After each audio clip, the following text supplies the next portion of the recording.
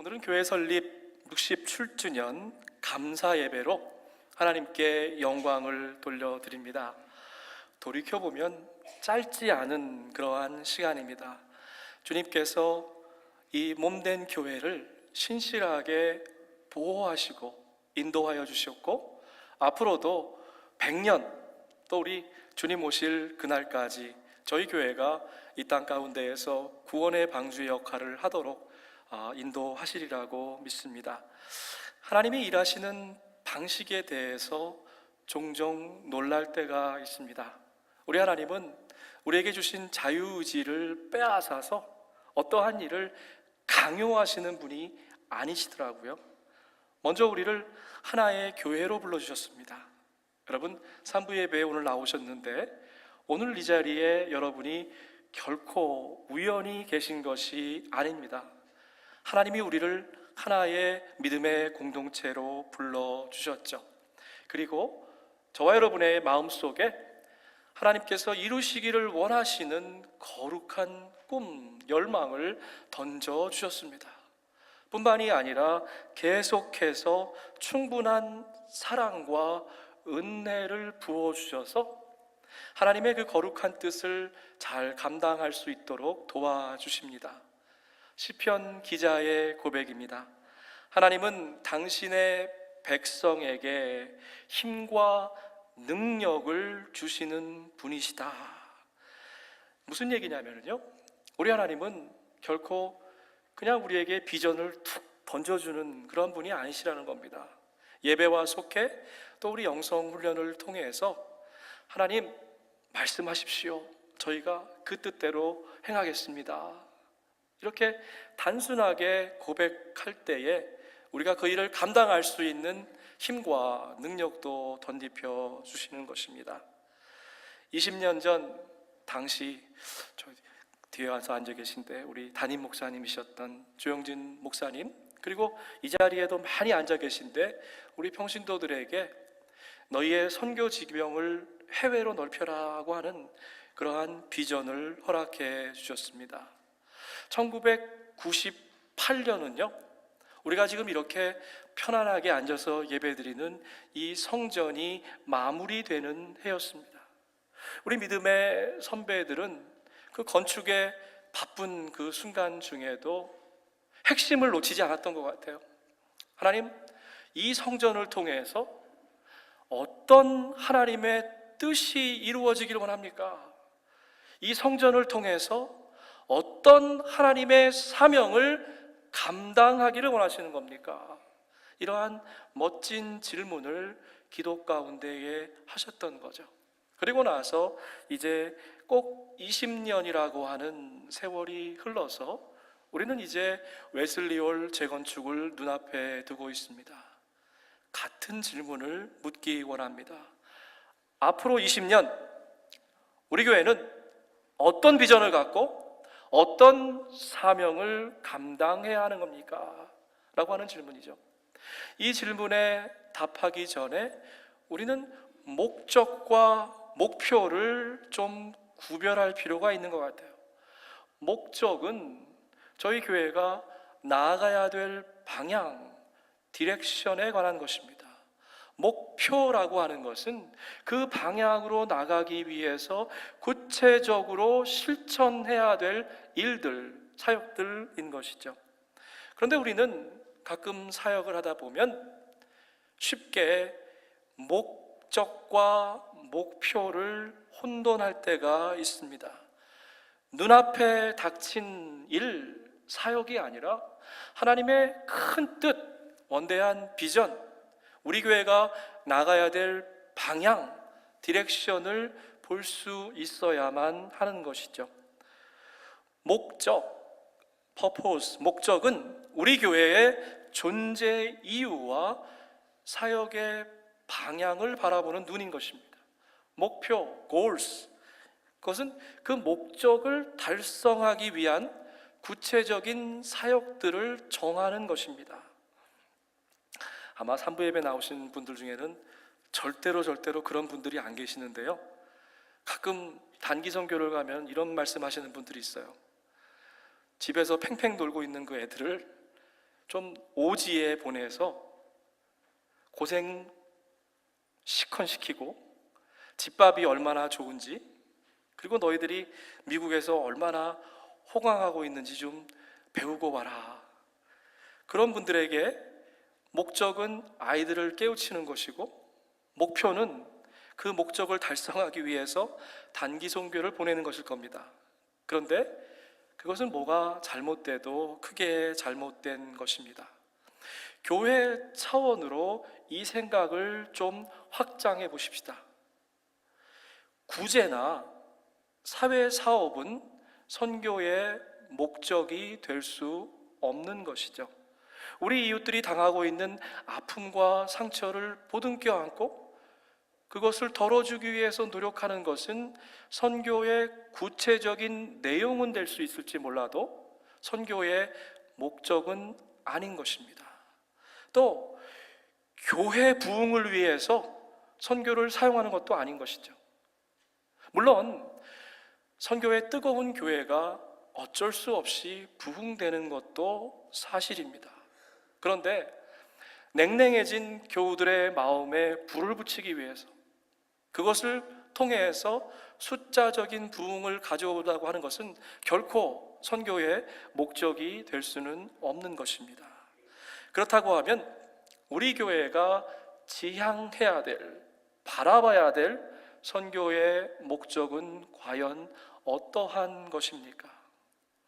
여러분, 멕시코 선교를 다녀오신 분들은요, 우리의 믿음의 선배들이 비전을 가지고 유카탄 반도를 섬기면서 그 동네의 풍경, 랜드스케이프가 어떻게 바뀌었는지 정말 내리자마자 피부로 느끼게 되십니다. 가난과 가정폭력이 대물림 되던 그런 가정, 그 척박한 땅에 주의 사랑이 심겨졌습니다. 초등학교 졸업하는 것도 어려웠던 아이들이 이제는 사랑하는 교우들께서 기도와 사랑으로 주신 장학금으로 대학을 마치게 되었습니다. 꿈을 잃어버렸던 수백 명의 유스들이 매일 아카데미에 모여서 자신들의 꿈과 소망을 일구어 나가고 있는 것이죠. 물공장을 통해서 일자리가 만들어지고 또 안전한 식수가 우리 주민들에게 공급이 됩니다. 카일 선교사님하고 저녁 늦은 시간에 모기에 뜯겨가면서 그 센터 주변을 산책한 적이 있어요. 그리고 서로 선교에 대한 비전을 나눴습니다. 제가 우선 우리 선교사님의 그동안에 살아왔던 이야기, 또 사역들, 선교의 비전들에 대해서 귀 기울여 들었습니다. 그리고 제가 생각하고 기도하고 있는 비전을 나눴습니다. 목사님, 저는 나다니엘 센터가 건물이나 프로그램이 아니라고 생각합니다. 하나님의 사랑을 나누는 축복의 통로, 열린 공간이 되기를 원합니다. 우리 선교센터를 통해서 지역에 있는 교회들, 특별히 지역에 있는 목회자들이 하나로 연결되어지기를 원합니다. 나다니엘 자학생들이 대학 졸업장 들고 나가서 세속적인 성공 출세를 꿈꾸는 것이 아니라 그 귀한 사랑, 하나님으로부터 받은 사랑, 또 우리 성도님들을 통해서 받은 그 사랑을 거저 받았으니까 값없이 나눠주는 그러한 선교사적인 삶을 살기를 원합니다. 나다니엘 센터가 중남미에서 주님의 사랑을 전하는 선교 기지가 되기를 원합니다. 기도합니다. 이런 말씀을 나눈 적이 있습니다. 오늘 저희가 함께 읽은 말씀은 우리 모두가 다 암송하는 너무나 친숙한 말씀인 것 같아요. 그래서 이 말씀을 들을 때 이 말씀이 과연 얼마나 벅찬 말씀인지, 우리의 피를 얼마나 뜨겁게 하는 말씀인지, 우리에게 얼마나 감동을 주는 말씀이는지 때로는 잊고 읽을 때가 있습니다. 하지만 저는 이 짧은 한 절의 말씀이 우리 교회 선교의 목적 선언문, 미션 스테이트먼트가 되기를 바랍니다. 오늘날 수많은 크리스찬들이 영적인 소화 불량에 빠져 있는 것 같아요. 너무 많이 읽고 너무 많이 듣고 너무나 좋은 말씀이 넘쳐납니다. 물론 깊은 영적인 잠에서 깨우는 우리의 전 존재를 뒤흔드는 그러한 말씀도 있습니다. 하지만 안타깝게도 우리가 읽는 많은 책들, 또 우리가 읽는 많은 그 말들은 사실 우리의 눈과 귀만 즐겁게 하는 말 잔치로 끝날 때도 많습니다. 초대교회는요, 신앙 서적은커녕 우리가 지금 갖고 있는 성경조차 제대로 없었습니다. 하지만 목숨 걸고 주님만을 따르려고 하는 열정이 넘치는 거룩한 꿈이 꿈틀꿈틀 살아있는 그러한 교회였지요.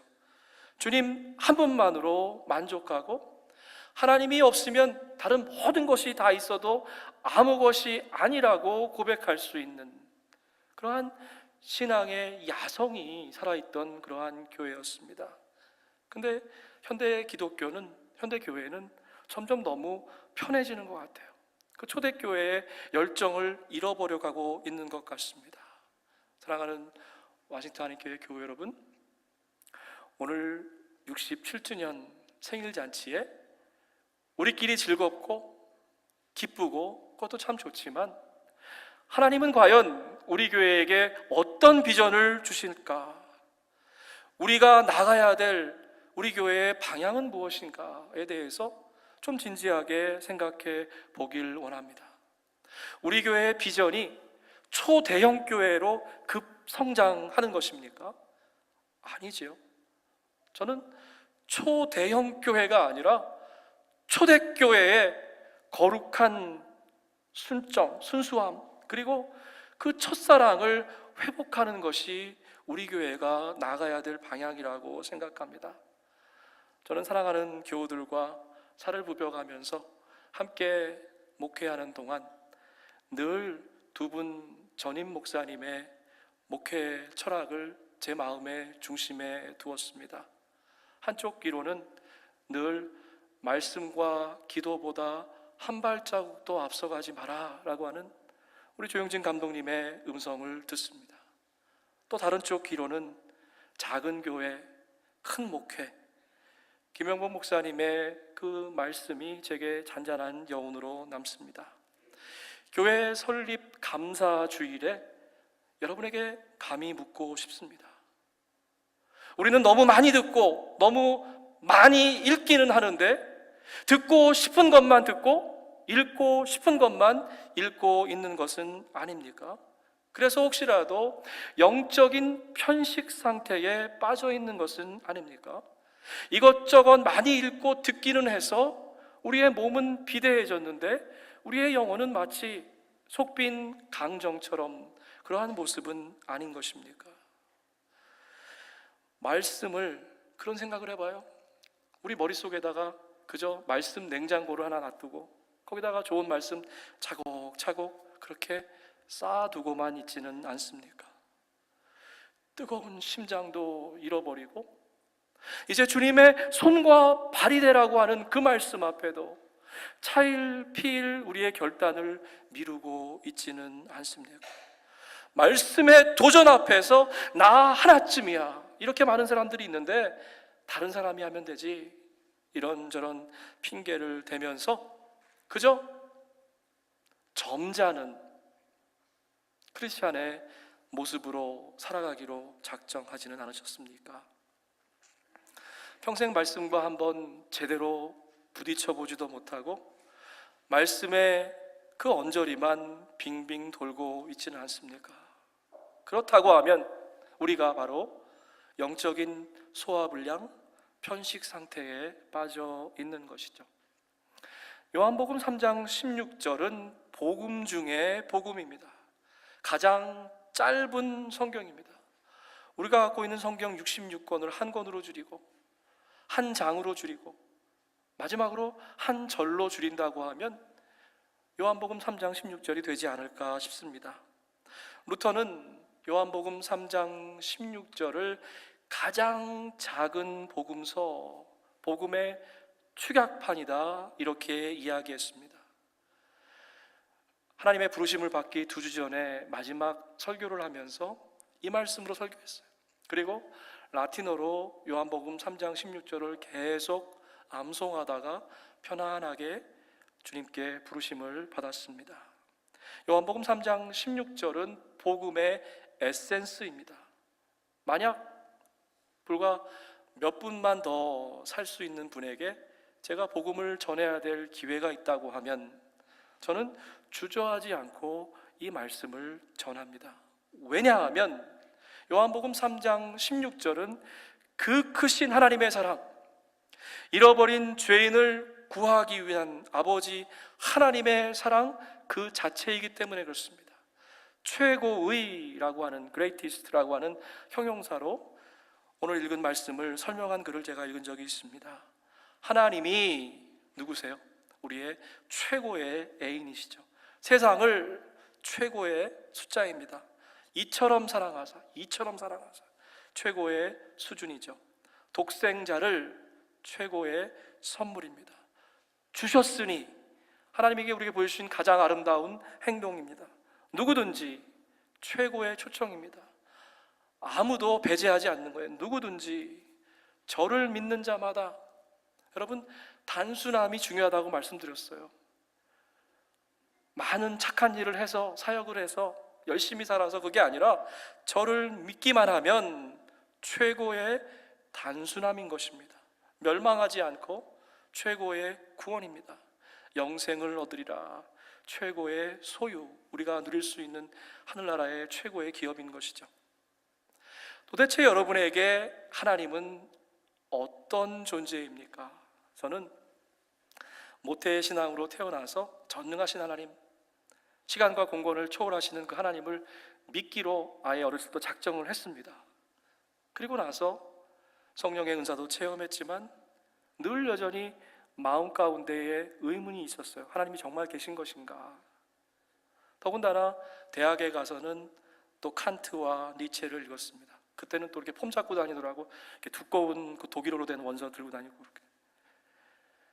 그 책들을 읽으면서 유한한 인간이 무한한 하나님을 알 수 없다, 신은 죽은 것이다 라고 하는 세상의 철학은 저를 점점 더 미궁 속으로 빠지게 만들었습니다. 그때의 경험을 통해서 영적인 소화불량이 어떤 것인지, 또 영적인 편식 상태가 얼마나 위험한 것인지를 제가 깨달았습니다. 제가 인문학을 공부한 목적은 하나입니다. 하나님의 존재를 부정해보고 싶었어요. 어떻게 하면 하나님이 안 계시다는 것을 증명할 수 있을까? 그런데 하나님의 사랑은 저를 완전히 무장해제시키고 다시 한번 그 사랑에 흠뻑 빠지도록 불러주셨습니다.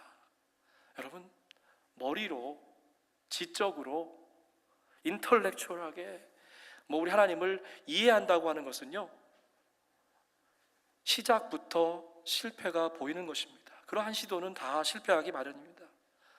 겸손하게 우리의 마음의 빗장을 열고 하나님의 사랑을 오늘 마음껏 느껴봤으면 좋겠습니다. 제가 만난 하나님을 좀 여러분에게 나누고 싶어요. 그런데 저는 사랑이라고 하는 이 두 글자를 제외하고 하나님을 설명할 길을 도대체 찾을 수가 없습니다. 하나님은 사랑이십니다. 사랑이라고 하는 것은요, 절대로 혼자 할 수 없는 거예요. 사랑하려고 하면 사랑의 대상이 필요한 것입니다. 하나님은 저와 여러분 한 명 한 명을 사랑하시면서 그 마음 가운데에 깊이 품으시길 원하세요. 여러분, 이게 복음입니다. 그리고 이 복된 소식을 전하고 나누는 것이 바로 선교이지요. 하나님의 사랑은 인간적인 사랑과는 차원을 달리 하는 것입니다. 하나님의 사랑의 특징이 있는데요, 무조건적이고 절대적이라는 거예요. 저와 여러분은 하나님의 사랑을 받을 수 있는 자격 조건, 유일한 자격 조건 하나밖에 없는데 그것은 바로 죄인이라는 사실입니다. 하나님은 우리를 사랑해 주셨어요. 우리가 자녀들을 바라보면서 뭔가 엄마 아빠 닮은 구석이 있으니까 사랑하잖아요. 근데 우리 하나님은요, 하나님이 우리를 창조해 주신 그 아름다운 이미지를 이제 잃어버리고 흔적조차 남지 않은 사람들도 사랑해 주신다는 거예요. 그것은 마치 태양빛이 부자와 거지, 많이 배운 사람과 일자무식인 사람을 차별하지 않는 것처럼 우리 하나님의 사랑은 무조건적이고 절대적인 사랑이라고 하는 것이죠. 여러분, 돌아온 탕자의 이야기를 한번 생각해 보십시다. 그 아들은요, 하루 종일 일주일 내내 호시탐탐 생각했던 게 뭐냐면 어떻게 하면 아버지 집을 떠날까, 아버지 사랑의 품을 떠날까였습니다. 그 말 그대로 물려받은 유산을 다 탕진했습니다. 그리고 집에 돌아오게 되는 것이죠. 비록 탕자가 아버지의 모든 재산을 다 써버렸더라도 전인격적인 회개가 없이 그저 줄인 배를 움켜잡고 왔다 할지라도, 아버지의 기쁨의 잔치의 상을 반신반의하면서 마음껏 누리지 못한다 할지라도, 자 보세요, 하나님의 사랑은 이런 사랑입니다. 그럼에도 불구하고 이처럼 사랑해 주시는 하나님의 사랑인 것이죠. 혹시 여러분, 저와 오늘의 우리의 모습이 바로 이런 모습이 아닙니까? 하나님은 우리를 걸작품으로 만들으셨는데 헌친짝처럼 다 내버리고 이제 영적으로 배고파서 하나님 아버지 앞에 나오셨습니까? 나를 다시 받아주실까? 하는 그러한 고민으로 아버지 사랑을 마음껏 누리지 못하고 계십니까? 여러분, 복음이 뭡니까? 우리가 하나님을 사랑한 게 아니죠. 하나님이 우리를 먼저 사랑해 주셨다. 이게 복음인 것 같아요. 아버지 사랑을 마음껏 누리지 못하고 계십니까? 허물과 우리의 부족 때문에 아버지께 나오지 못하고 계십니까? 여러분, 교만이 뭐예요?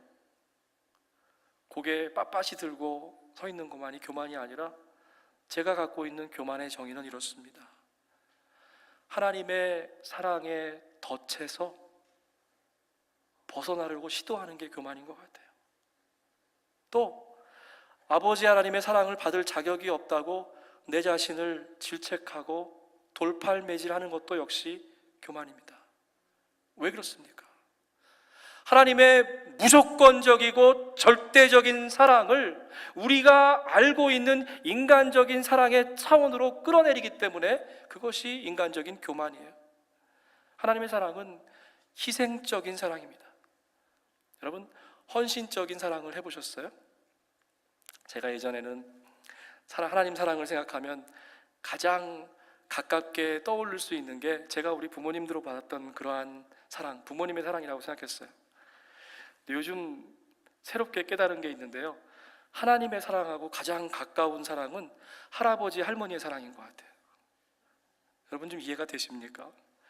부모님은 사랑하지만 기대가 있어요. 그래서 그 기대에 못 맞추면 좀 표현 안 해도 내심 그런 게 있는 것 같아요. 근데 할머니, 할아버지 사랑은 그게 아니더라고요.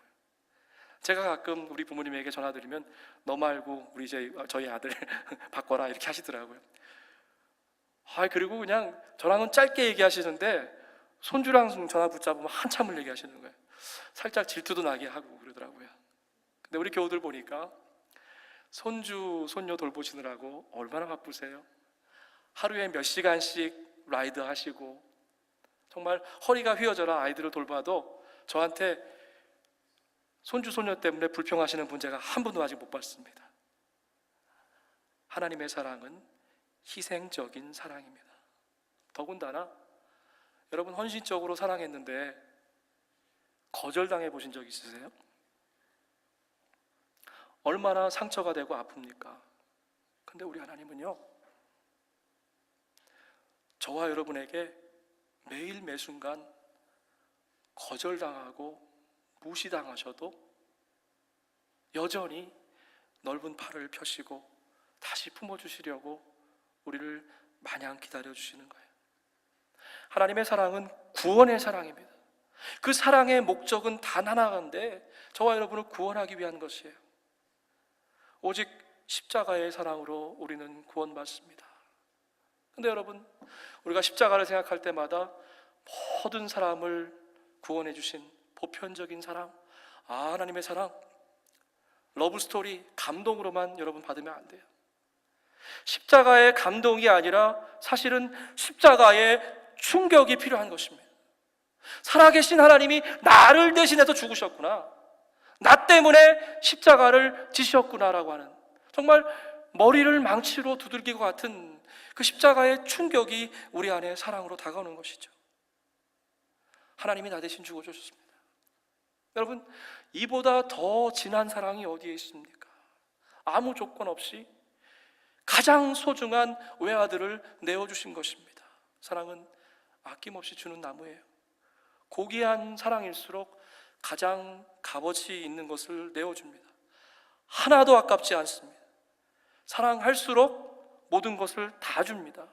하나님은 우리를 구원하시려고 독생자 예수를 유월절 어린 양으로 우리에게 주셨습니다. 우리 하나님, 그 십자가의 사랑을 생각할 때마다 얼마나 감동이 되는지 몰라요. 우리가 아무리 그 강력한 하나님의 사랑의 자장에서 발버둥쳐 나오려고 해도 우리 하나님 끊임없이 저와 여러분을 붙잡고 안고 계신 거예요. 하나님을 제대로 몰랐도, 하나님과 한 번도 인격적으로 만난 적이 없다고 여러분 걱정하지 마십시오. 혹시 지난 한 주간도 하나님으로부터 등지고 멀어졌다고 자책하지도 마시기 바랍니다.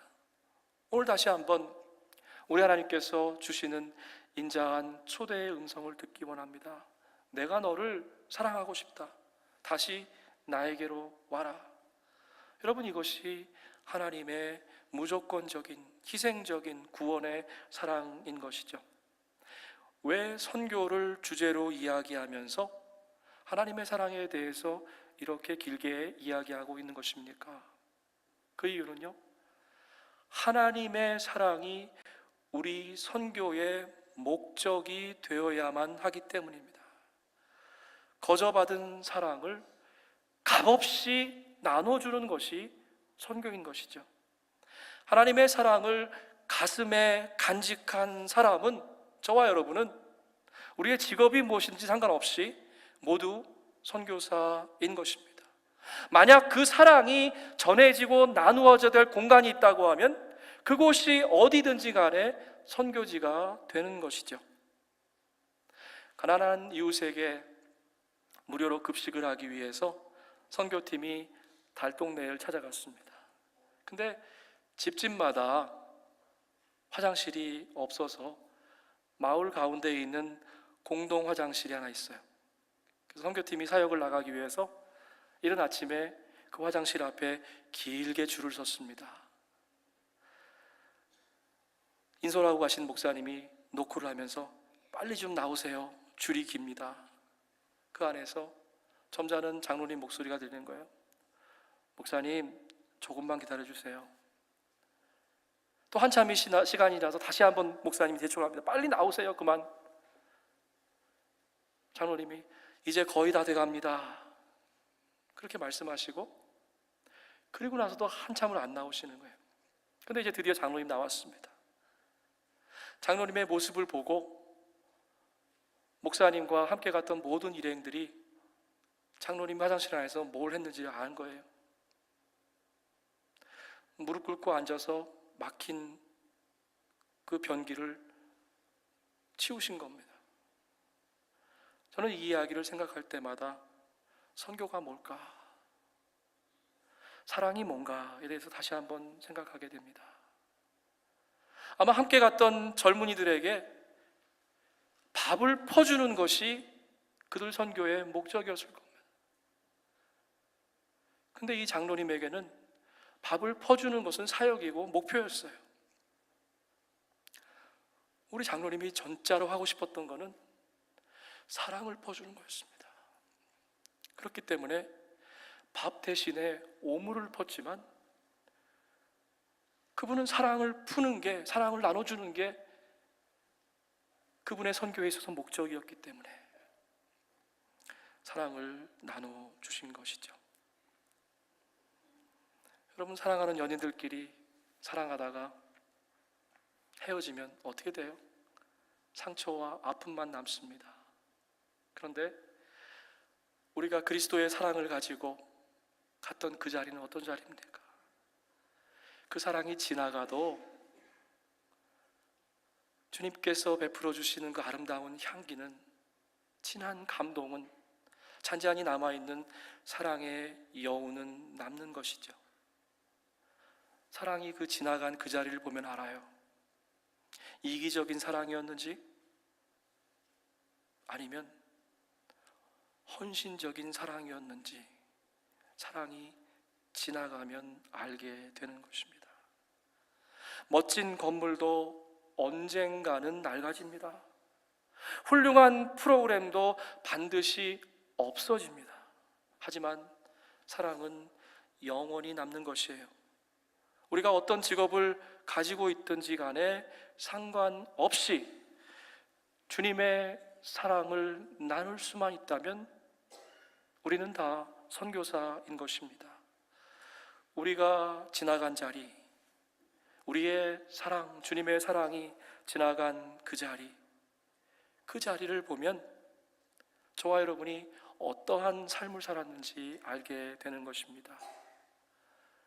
근데 철학은 생각한다, 고로 존재한다, 이런 말로 시작됐습니다. 근데 우리 특별히 청장년들 보고 또 우리 요즘 세대들을 보니까 현대인들은 그 말을 이렇게 바꾸는 것 같아요. 바쁘다, 고로 살아있다. 그런데요, 크리스찬들은 이렇게 고백해야 될 것 같아요. 기도한다, 고로 숨쉬고 있다. 선교한다, 고로 사랑하고 있다. 여러분, 선교는 우리들의 선택을 요구하는 옵션이 아닌 것입니다. 생명력 있는, 살아 숨쉬는 크리스찬은 어느 누구나 선교사이지요. 여러분, 매 주일 예배를 마치고 우리 성전 문을 나아갈 때 사실 여러분 각자의 선교지를 향해서 첫 발을 내딛는 것입니다. 그렇죠? 우리 교회 입구에다가 딱 붙여놔야 될 것 같아요. Now you are entering mission field. 하나 써놔야 될 것 같아요. 이번 한 주간도 여러분 주의 사랑을 품고 여러분 각자의 선교지에서, 그것이 일터가 될 수도 있고 가정이 될 수도 있고 다른 어떤 공간이 될 수도 모릅니다. 그 자리에서 승리하는 복된 한 주가 되기를 주의 이름으로 축복해 드립니다. 아멘. 함께 기도하십시다.